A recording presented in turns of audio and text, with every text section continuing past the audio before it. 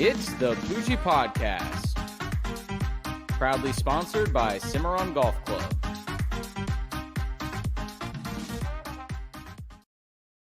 What is going on, Pooj crew? Thank you for being here for episode 93 of the Poojie Podcast, and happy June to everybody out there. It's crazy. We're already in the 6th month of the year, almost halfway through the year. Exactly. If you're listening for the first time, please subscribe.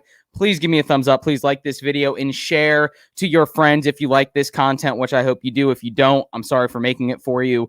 But please subscribe to the YouTube channel. And if you're listening on the go, or if you're a first-time watcher on YouTube and you want to find us on the go, listen to us on Spotify, Apple, iHeart, Google, wherever you listen to your podcasts on the go, your preferred podcast streaming platform. Thank you to Cimarron Golf Club, as always, as String Sports Brewery, just north of downtown Jacksonville, and Shores Pub Mandarin. Great show lined up for you today. Going to be talking about a lot of hot topics in the world of sports. There's so much going on, which is wild because you always feel like the NFL season is the biggest moment in sports in the fall for those 3 months.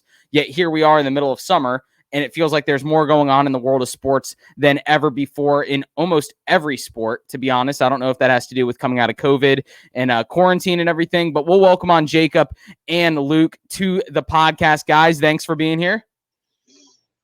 Thanks for having us. I know we're both pretty excited. We got a bunch of different things to go and talk about today. And it's like, we haven't done this for a week now. It's like the longest layoff I've had between episodes. And within that 5 or 6 days, like 25 things have happened that we can easily talk about. Hopefully we hit on some of them. Jacob, rocking the Magic jersey or shirt. Have you been watching any of the playoffs recently? I was pretty busy over the weekend, so I watched a lot more of notifications rather than games. But I know I was kind of like comparing notes with our recent NBA episode and what me and Zach and you kind of predicted. And some things are going really well. Some things are going very badly. I know Milwaukee had a nice little series, and that's not at all what we picked.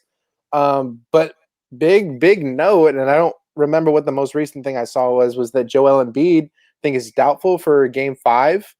They went on a three little game win streak. He gets hurt. Wizards win a game. Does this continue if he's out? I don't know. That'll be does this open the door for the Wizards? I like overall. I highly doubt that they would come back, but it will make it interesting if they're able to kind of push back if Joel Embiid misses some games. Here's what I think is interesting about it is the Hawks are 1 game away from potentially facing the Sixers, and I feel like if the Hawks get that matchup with Embiid out. Okay, let's just say that the Sixers are able to win 1 more game, even if Embiid's out, but then he's out against the Hawks. That kind of puts the Hawks in a pretty decent position because they are a perimeter team. Like, they don't have the size inside. They're the team that is going to beat you from the 3-point line. Kind of sets them up nicely to maybe get that matchup against the Brooklyn Nets in the Eastern Conference Finals.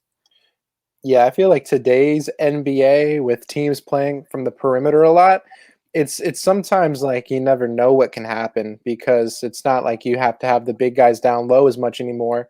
That's what Joel Embiid is really good at. And then he also has his outside game. So he's one of those guys in today's game that kind of breaks it.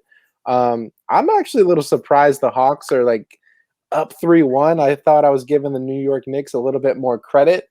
But they're looking really good. And Trae Young is looking like he's becoming that dude with that it factor and like, hate me if you want, but I'm gonna ball. Yeah, he's kind of got a cool little villain persona going on out of Atlanta, which I know the city definitely appreciates. They've just been wanting a consistent winner there for a while, much like New York. It's like 2 massive markets that have been starved for a successful sports team. And obviously the New York market has like 10 teams and Atlanta has 3 or whatever. So it's got to be nice for the Atlanta fans there. I think New York was kind of getting the brand benefit of being the New York team, and that's kind of why we were looking so highly on them. And then Atlanta, they were the 4 seed, which isn't much different than the 5 seed, but they weren't a laughing stock either. So maybe we should have seen this coming. Luke, I mean, is this a league where the big man is kind of becoming obsolete? You look at the Denver Nuggets and Nikola Jokic, and you look at some of these other teams like the 76ers with Joel Embiid, the big man is not as present on these huge victorious teams every year and year in and year out. What's going on with the centers in this league? I just think those teams that have like the prolific big man, it's usually not a good sign when your best player is that center player.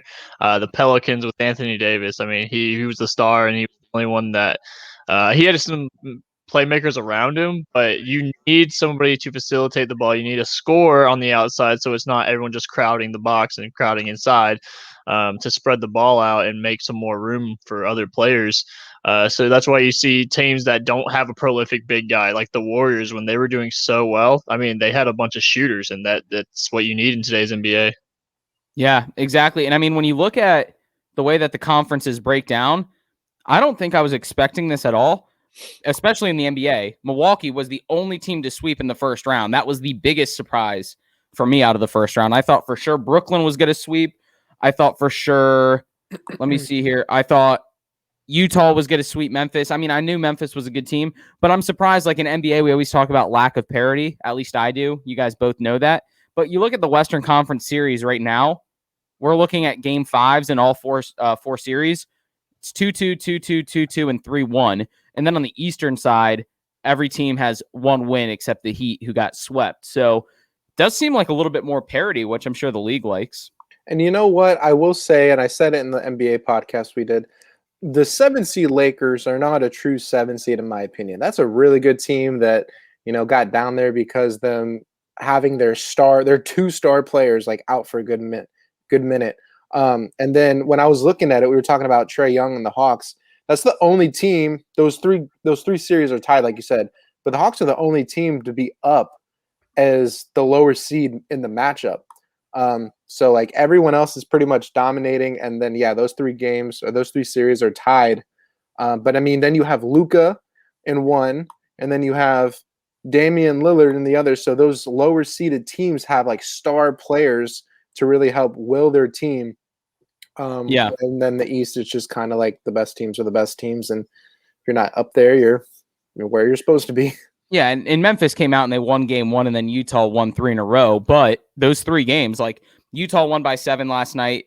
I think they had to go on like a 12-2 run on game 3 to get the victory there. So Memphis has played tough as well. It's just the better team pulled out. They're the 1 seed for a reason. But honestly, I mean, just for the sport in general, and for me as a fan of sports in general, I enjoy it because I've always said I think the NBA needs more parity. And when I want to, turn on a game in the playoffs, round 1, and I don't know who's going to win, I think that's a great feeling. Like when I turn on Clippers Mavericks and I don't know what's going to happen, or Nuggets Portland, what's going to happen. It's great for the game. It's great for fans as viewers. But speaking of fans, have you guys seen this wild shit going down with all the fans recently? What is going on with that, Luke? Yeah, these NBA fans are out here wild. I mean, I guess you go to a stadium or an arena for the first time in your life after a year of being locked down, you just forget how to act. You don't know what to do with your hands, so you throw popcorn. Yeah, popcorn, bottles are flying. Running the court. It was funny about the guy that ran on the court because it looked like he almost like ran into the security guard on purpose. I was like, what are you doing? Yeah, looked a little staged, but I know it wasn't. Yeah, he runs on the court and then he literally just runs back like, woo! Usually they don't show those guys on TV either. They cut away pretty quick. Don't give them the airtime. But like that guy was like on TV and shown on highlights a lot. Well, what do you guys think? Like, where's the line that NBA players should be allowed to cross, or like how do you react as a player to something like this? You're being treated like you're almost like an animal at the zoo. In these situations, you're in an arena, fans are no more than 5 feet away from you, and then something like this happens. And you just have to trust that the security is going to take care of it when you're this big superstar athlete. Like, it seems kind of backwards that, I want them to be able to go run our test on people. Like, get in the stands and just start wailing. I mean, you can do that, but then you're probably held liable for whatever you do.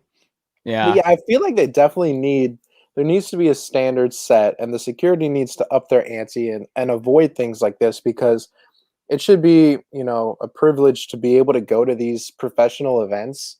And I know you pay money for it, but, these guys are playing a sport you're coming to watch. You're not coming to like mess up the game other than cheering or yelling, whatever, but not physically throwing things, not physically trying to like touch them or get on the court. So security definitely needs to up their game and make this a safe place for the players at least. Yeah, I don't want to see a situation where they move back the courtside seats or have to put up some sort of netting around the court to keep things like that from happening. But if it keeps happening, one or two things have to happen. It's either going to have to be they're going to put in better safety precautions like nets around the court within, maybe 10 feet of the how hockey has ice, right? You can't actually directly throw anything at or they have the glass. You can't directly throw anything at the player, or there's a heavier penalty against these fans. Like there has to be an example made of these fans doing these stupid things. Like that's no one would enjoy an NBA game with a net. Like we can't close it off like that. So it's like, yeah, like obviously there's levels to it. Like, you threw some popcorn versus you ran out on the court, but it's like, yeah, we can't. And like Luke said, these guys figuring they haven't been to a sporting event in so long, they're freaking out now. Hopefully it just passes. Yeah, goes out the way, and like other fans like also help. Like, hey, don't be an idiot, and like they stop it too because we all want to be here. Like, don't ruin it for everybody. Yeah, because there's been 4 or 5 instances in like the last week and a half that have been national TV headlines. So let's get into